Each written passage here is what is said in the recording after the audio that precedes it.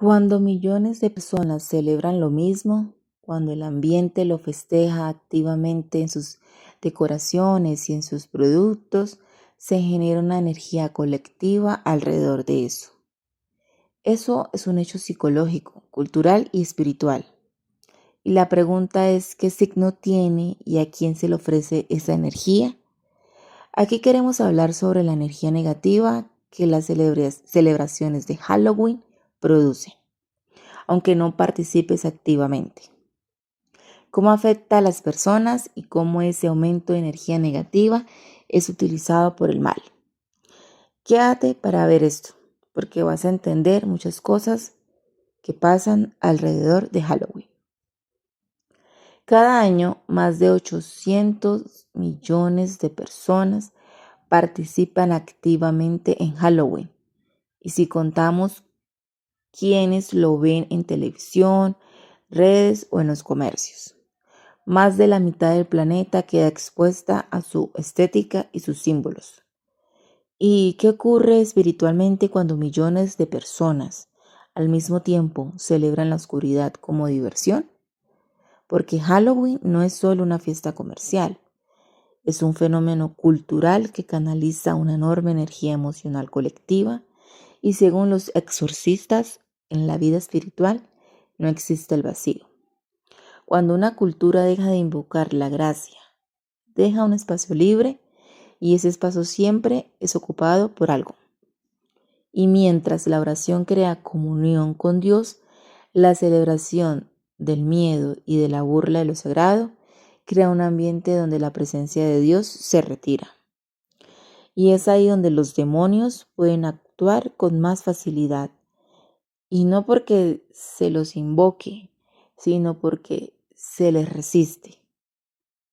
La raíz del Halloween actual está en el Samaín, el festival celta que se celebraba entre el 31 de octubre y el 1 de noviembre. Marcaba el fin del verano y la supuesta apertura entre el mundo de los vivos y los muertos. En realidad era un rito agrícola y sacrificial. Se ofrecían los últimos frutos de la cosecha, se sacrificaban animales y, según algunos cronistas romanos, personas para asegurar fertilidad y protección durante el invierno. Los druidas creían que los dioses de la muerte caminaban entre los hombres esa noche y que solo los sacrificios aplacaban su furia. Esa lógica de ofrecer energía vital a cambio de protección es la misma que adoptan los rituales satánicos modernos, donde la vida humana o animal se transforma en moneda espiritual. Y en el siglo del Papa Gregorio III adelantó la celebración de los santos al 1 de noviembre, dejando implícita su víspera el 31 de octubre como vigilia cristiana.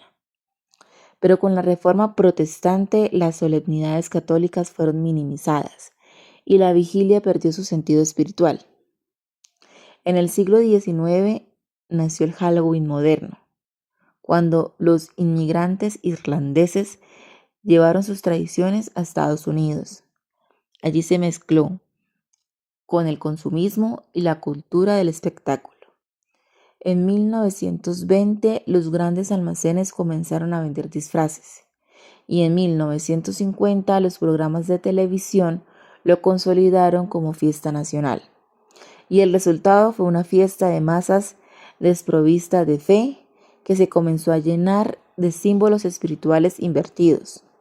En 1966, Anton LaVey, fundador de la Iglesia de Satán y autor de la Biblia satánica, declaró: "Estoy feliz de ver a los padres cristianos dejar que sus hijos adoren al diablo al menos una noche al año".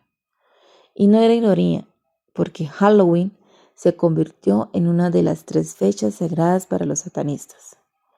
El ex satanista John Ramírez contó que para los adoradores del diablo, el 31 de octubre es lo que el Viernes Santo y el Domingo de Resurrección son para los cristianos.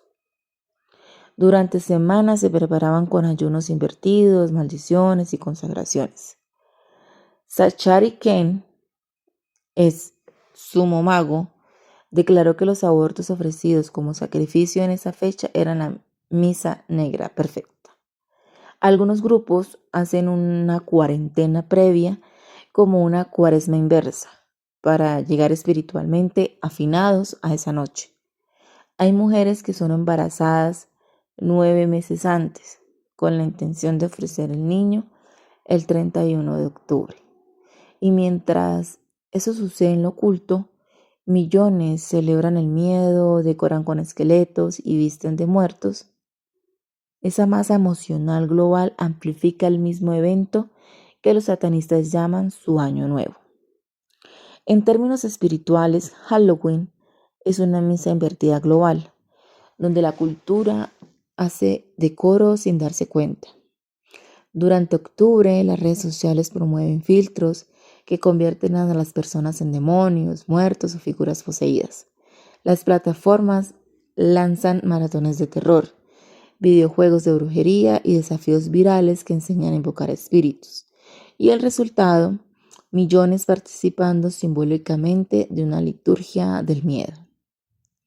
Y si el mal logra que la sociedad celebre su lenguaje, ya no requiere esconderse. Disfraces de demonios, sangre, brujas y zombies son presentados como juego.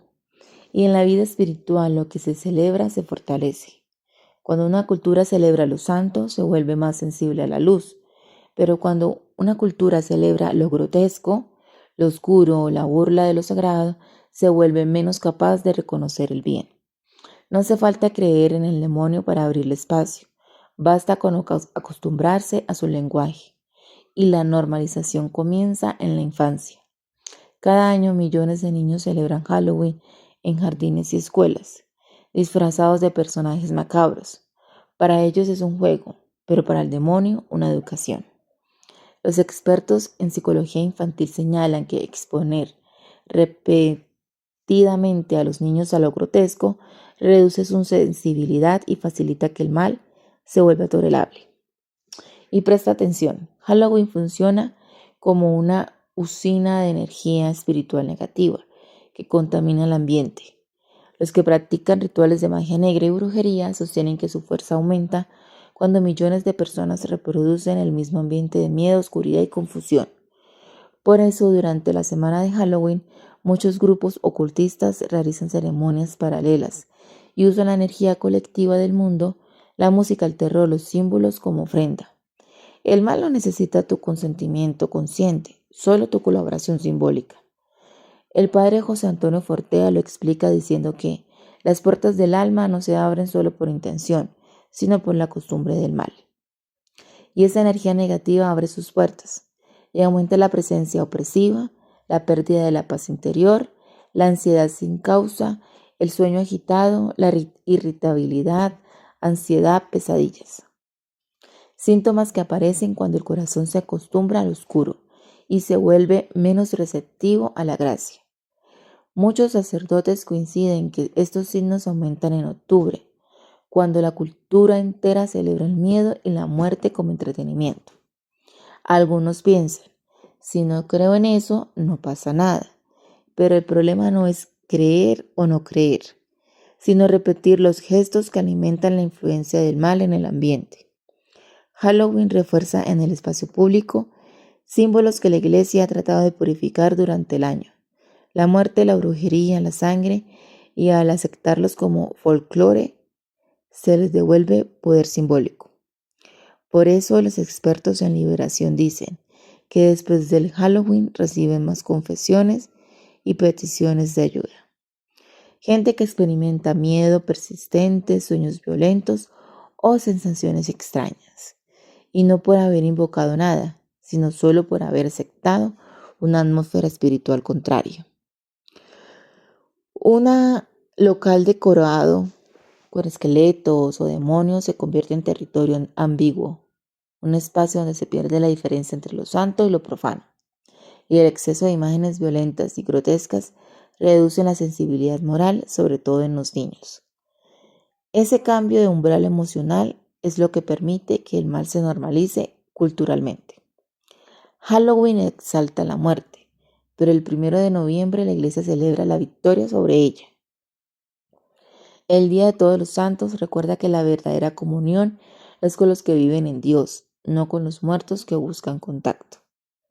Por eso los exorcistas insisten, la mejor manera de cerrar puertas es llenar ese espacio con luz. En México, las familias colocan imágenes de santos y encienden velas en las ventanas para contrarrestar la oscuridad exterior. En Polonia, grupos juveniles organizan procesiones con antorchas y músicas cristianas, transformando el 31 de octubre en una jornada de testimonio público.